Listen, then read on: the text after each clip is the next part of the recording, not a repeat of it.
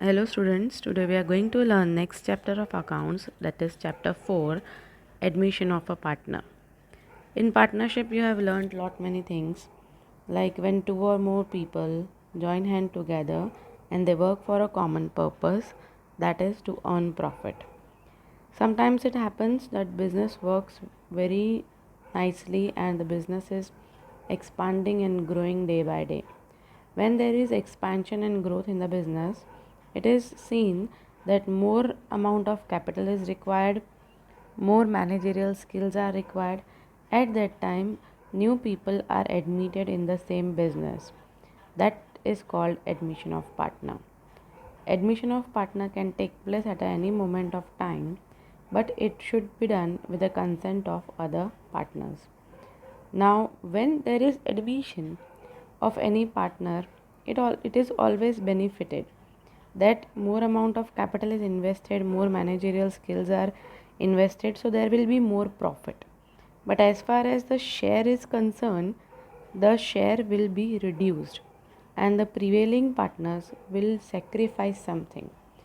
To make it simpler, we can say that if one pizza is shared by two people, then they are going to get 50% each of that pizza. But if the same pizza is shared by three people, they will get 33.33% each. Now, it may happen that when two people were eating the pizza was a regular size.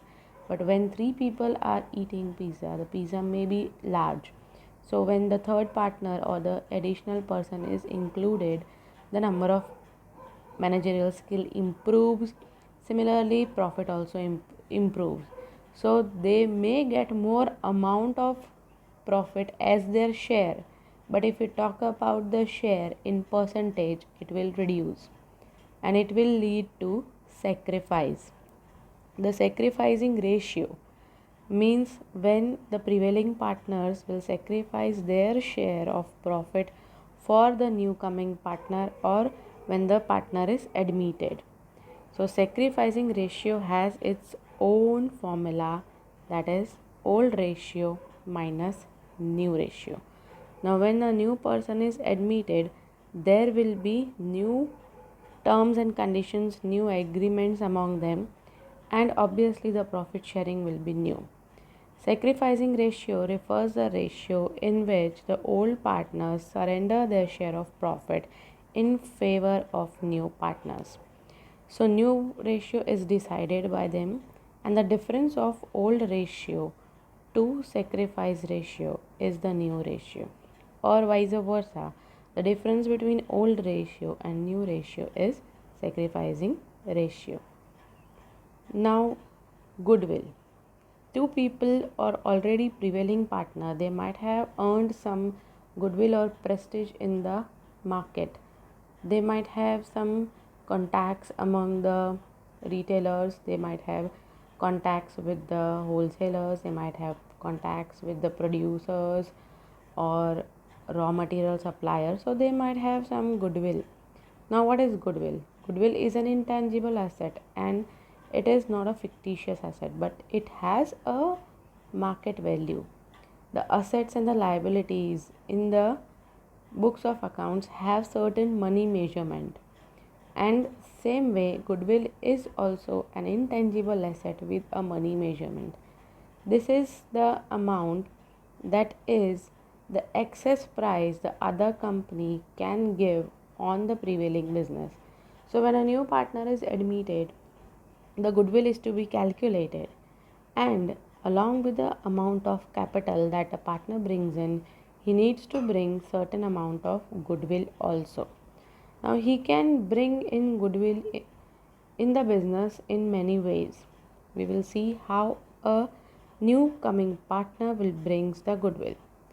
First is he brings the goodwill, but he pays the goodwill to the partners privately and outside the business. That means, apart from capital, whatever extra money he brings in as a part of goodwill, he will give to the partners privately. So, there will be no entry in the books of accounts. Other case is when a new partner brings his share of goodwill.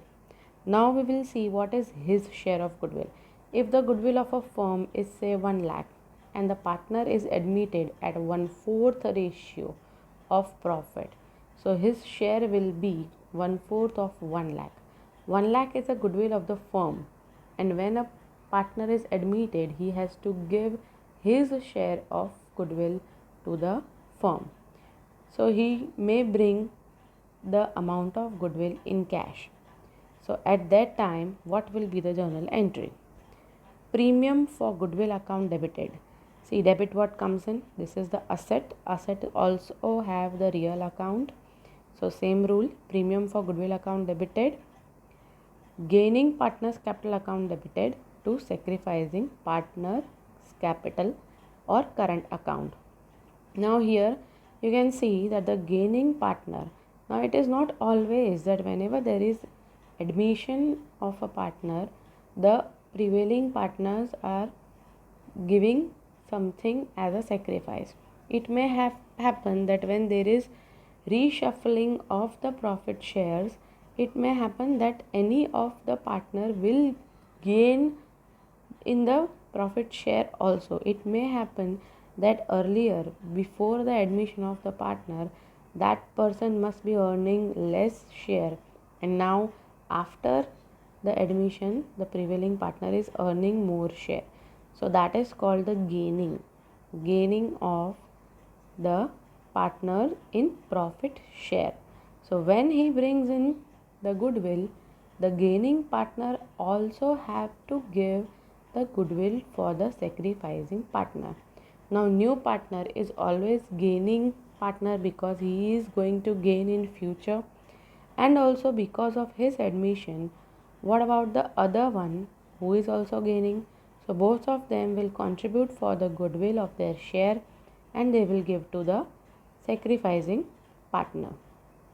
Next, when the goodwill appear in the old balance sheet, that means already there is some certain amount of goodwill and they have not revived, they have not revalued that. So before admitting the new partner, that amount of goodwill will be distributed among the old partners. So the entry will be old partners current or capital account debited to goodwill account. Next, now the new partner will bring the goodwill according to the ratio. So the amount of money that he brings will increase the cash and bank balance of the firm. So cash and bank account debited to new partner's capital. Now whatever amount of capital new partner is bringing, that will increase the cash and bank. Same way, the goodwill that he brings in the manner of cash, that will also going to increase the cash and bank account. Okay, so here the entry will be cash and bank account debited to new partner's capital account. That means if he brings the capital in cash, and to premium for goodwill account. The next case is if he does not brings his share of goodwill. That means that is a pending case. He agrees to pay the goodwill, but when he is entering in the firm, he does not bring any amount of goodwill. So in this case, the entry will be that he is liable to pay. Okay, he is not bringing the cash, but he is liable to pay, so his account will be debited. New partner's capital or current account will be debited. Again, the gaining partner's capital current account will be debited to sacrificing partner. That means the one who are going to benefit with the help of goodwill. Next case is if the new partner brings only a part of share of goodwill. Now we will take the same example that if the share of goodwill of a new partner is say 25,000 and he is able to bring only 15,000. So the amounts will show the cash which he is bringing in premium of goodwill. The amount which he is not able to pay will be debited under his name. So here we can see premium for goodwill account debited. That means whatever he brings in cash. New partner's capital or current account will be debited. That means the amount which is still not paid and he is liable to pay. Again, if at all if there is any gaining partner, his account will be debited to the sacrificing partner's capital account. Then, if the goodwill withdrawn by sacrificing partner, now the new partner is bringing the goodwill, but what if the sacrificing partner will take away or withdraw the amount of goodwill? So here the entry will be reversed. Here now when the sacrificing partner are getting, so again debit what comes in, sacrificing partner's capital or current account will be debited to cash and bank. That means whatever the amount that has increased the cash and bank balance because of the admission of new partner, that cash and bank balance is now reduced because of the sacrificing partner. Now, and the sacrificing partner is always the prevailing partner. So these are the maximum possible cases in which you are going to pass the journal entries. So children, please take care about the case and the journal entries. Next is when the new partner brings his goodwill in kind. In kind means he is not bringing any amount in cash, but he is bringing any type of asset or maybe investment or shares. So how we are going to write? Debit what comes in, but obviously that is asset is coming in the business, so asset account will be debited to new partner's capital account to premium for goodwill account. That means instead of cash, he is bringing the amount of asset. So that asset will be debited and the new partner in the way of capital and in the way of goodwill will be credited. And that amount of share will also be transferred to the sacrificing partner. So premium for goodwill account debited. If there is a gaining partner, that his account will be debited to sacrificing partner's account. Now what is hidden goodwill? We have learned in the previous chapter also that when the net worth of any firm is more than the purchasing price, it is goodwill.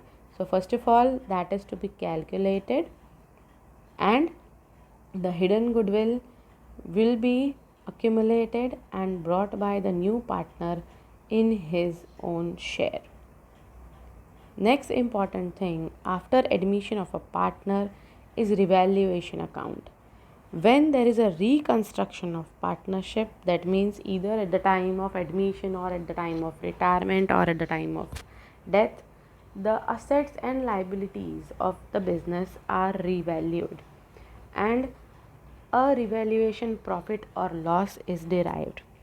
That profit or loss will be shared among the prevailing partner, or you can say in admission case the old partners. Revaluation account is a nominal account. It can also be known as a profit and loss adjustment account, prepared to record the revalued figure of assets and liabilities at the time of change in profit sharing ratio among the existing partner. Now revaluation, why it is important? Because it will give the profit or loss of the firm when the time of admission. We'll see the format of revaluation account. Just like any other nominal account, debit side all the expenses or losses that a firm occurs. So you can see on the debit side decrease in the asset, increase in liability, depreciation or any outstanding expense, that means again increase in liability, income received in advance, that is also increase in liability, reserves, funds and provision, that means if the excess amount we are keeping aside, so as if for now it is expense, provision for discount on debtors, that means we are keeping aside certain amount of money, unrecorded liability, provision for contingencies. So all these possible losses are written on the debit side of revaluation account. Same way on the credit side of revaluation account, all the incomes and gains are recorded. Now you can see increase in asset, decrease in liability, appreciation. Sometimes it happens that the value of asset increases, or maybe the book value and market value when compared, the book value is less and the market value may be more. So that is called appreciation. Outstanding income, that means receivable, unexpired or prepaid expense, reserved and funds, that means the accumulated profit. Provision for discount on creditors, that means we are going to pay less to our creditors, and unrecorded asset. So these are on the credit side of revaluation account. And the difference may be profit or loss, that you know how you do in any other profit and loss account. The difference is again divided among the old partners in their old profit sharing ratio. Then there are accumulated profits and losses. After evaluating the assets and liabilities, there are certain things which is to be distributed before the new partner is admitted. So the balance sheet, there are some reserves, some accumulated profit or maybe losses that will be divided among the old partners in the old ratio. After this, very important is to prepare a compiled capital account. Now here we can take examples that there are partners A and B and they have admitted a new partner C. So how we are going to prepare a compiled capital account, that you can see partners capital account C. You can see the format, particulars A, B and C. And same way on the credit side A, B and C. So debit balance shows if the partner is having any debit, that means if the partner is payable to the firm. Goodwill, that is old partners will get goodwill in the old ratio. Drawings, that means the cash which they have withdrawn. Revaluation loss on debit side, that will be loss. Accumulated loss if there is any previous loss, and if any asset is taken over by old partner, that will be on the debit side of partners capital account. Now on credit side, most of the time the capital have a credit balance, so that will be on the credit side. Cash and bank, that means this will be purely, the second thing will be purely for the new partner who is bringing cash in the business. Accumulated profits will be divided, their current accounts will be divided. If the new partners that goodwill is taken over or yet to be paid, that will be recorded here on the credit side according to the journal entry that we have seen previously. Revaluation account, old profit, that means if there is a profit in revaluation account, that is to be distributed. Again reserves are to be distributed, or any liability if at all paid by the partner will be written on the credit side of capital account, and the balance is of course written on the liability side of balance sheet. So partners capital account is very crucial and very important. All the particulars will be mentioned clearly to get a perfect balance to bring in for the final balance sheet of a partnership firm after admission of a partner. Now cash book, this also is not mandatory, but this is one of the important account of any reconstruction of partnership. Now cash book, you know the balance, debit what comes in, credit what goes out. So cash book will have a debit balance, that means any balance in the cash. Then if the new partner is bringing the cash in the form of capital, goodwill, that will be written here. And if at all there is any adjustment when the new firm is designing their capital according to the new partner, at that time there will be adjustment that we will be seeing later. So this will be adjusted either on the debit side or on the credit side of cash book. Goodwill, That means if the sacrificing partner is given goodwill by the firm and it is withdrawn by the firm by the partner, that will be on the credit side. If any loan is paid, this is that anything that is going out from the cash book, that will be credited. And again the adjustment. Now adjustment we will be seeing later, that how the new capital is adjusted. Now we'll take an example, that if a partner is bringing in say 1 lakh and their profit sharing ratio is equal, so what should be the capital of the remaining partners or the previous partners? They should also have a capital of 1 lakh each, right? But what if one of the partner is having the investment of 80,000 and the other partner is having investment of 1,40,000? To make it 1 lakh each, the other partner who has more investment should be given 40,000 back, and the one partner whose investment is 80,000 should give to the firm 20,000. So that adjustment is to be made with the help of cash book. Now rules for liabilities. These are the rules how liabilities are revalued. We have seen that the liabilities, if increase or decrease, will be written on the respective side of revaluation account. But how these liabilities will be shown in the balance sheet? So if the concerned liabilities increase, it should be mentioned in the inner column, and if it is decrease, it should be written in the inner column only, and net amount will be written in the balance sheet. Similarly for asset also, in the revaluation, if there is increase or decrease in the asset, same concerned adjustment will have the effect in the balance sheet also. So whatever increase or decrease in the assets and liabilities we are making in revaluation, same way should be done for the balance sheet also, to give a counter effect. Then and then only the balance sheet will be tallied. Now very important, that calculation of total capital of a new firm. To adjust capital, we will calculate the total capital. That means the capital that is invested by the previous partners, say A and B, and plus the capital of the new partner. And then the total capital should be distributed among the partners in their new profit sharing ratio. And if there is less investment or more investment, that can be adjusted with cash.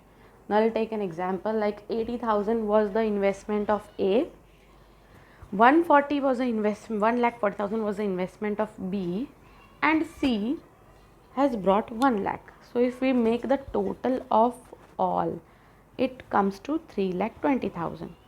So 3,20,000 should be divided equally among all the partners.